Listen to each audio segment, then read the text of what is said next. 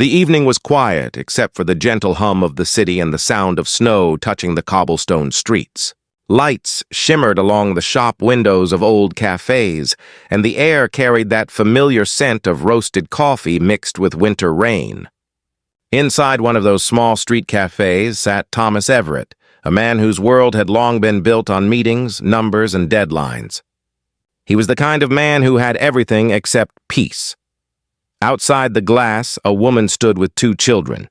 Their coats were old but neatly buttoned, and their faces carried both innocence and the quiet resilience of those who had learned to do without. Claire held 2 plates of food in her trembling hands. Urging her children to eat, "Please eat, I'll just work," she whispered with a small smile that did not quite reach her eyes. Lily looked up, her voice soft and puzzled. "Why can't we sit?" Mama Claire's lips curved in a gentle line. "Because these seats are for the customers, darling. We can stand for a bit." Thomas looked up from his table, noticing them. Something stirred in his chest, an ache he could not name. He watched the way Claire tucked a strand of hair behind her ear, the way her children held their plates carefully as though even warmth was something they had to protect. He rose slowly and called out, "Excuse me, miss, would you like to join me inside? It's warmer here." Claire turned, startled. "Oh, no, thank you, we're fine. We just needed a moment to rest." But Thomas saw the way Noah's small hands shook as he tried to hold his plate steady. He couldn't look away. He felt something oddly familiar in their faces, especially in the little boy's eyes. A shade of blue he had seen before but couldn't place. He stood again and approached gently. "Please, I insist. The children shouldn't eat in the cold." After a pause, Claire nodded. "Thank you, sir." Inside, the warmth wrapped around them like a soft blanket. The cafe smelled of cinnamon and baked bread. The children sat hesitantly, while Claire remained standing beside them, still unsure if she belonged. Thomas smiled gently. "Please sit. You look like you've been on your feet all day." Claire hesitated. "I work nearby cleaning offices. We had a late shift tonight. I didn't want the kids to go to bed hungry." Her voice was steady, but her eyes carried years of exhaustion and quiet pride.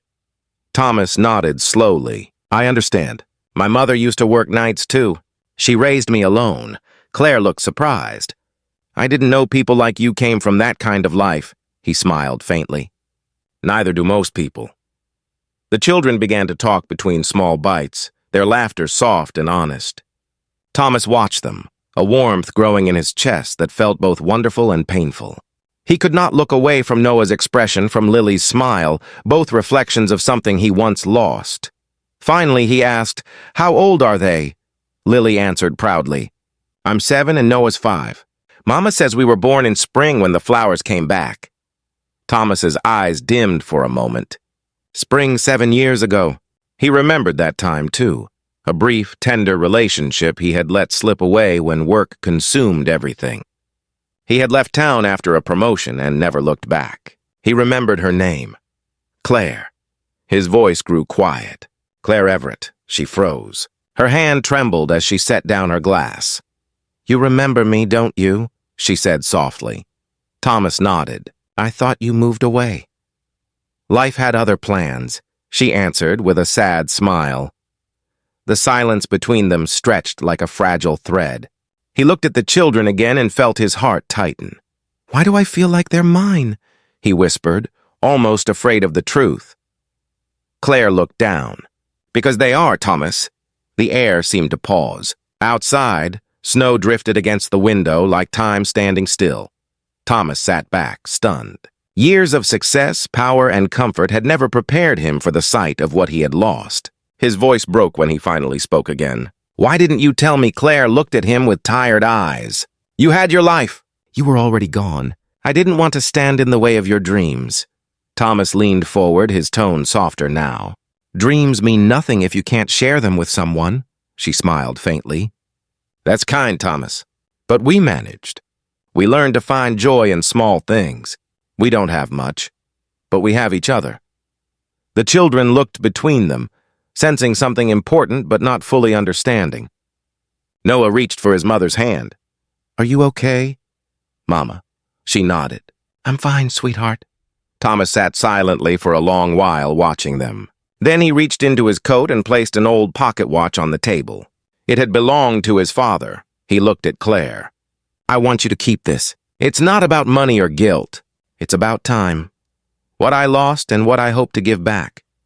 Even if it's just in small ways." Claire looked at the watch, her eyes glistening. "I can't take this, please," Thomas said gently. "Let it remind you that someone still cares." The cafe grew quieter as the evening thinned. Outside, snow kept falling, covering the streets like a soft memory. When they finally stood to leave, Thomas followed them to the door. Claire turned back. "Thank you for the meal, Thomas. The children will remember your kindness." He nodded slowly. "Tell them I'll always be here if you ever need help." She smiled softly. "Maybe that's enough, just knowing you're there." They stepped into the snow, their figures fading into the soft glow of the streetlights. Thomas stood at the window long after they were gone, the pocket watch gone from his hand, but something new beating inside his chest. Something he had almost forgotten how to feel. Kindness, loss, and the strange mercy of second chances. The night closed gently around him as the city breathed in silence.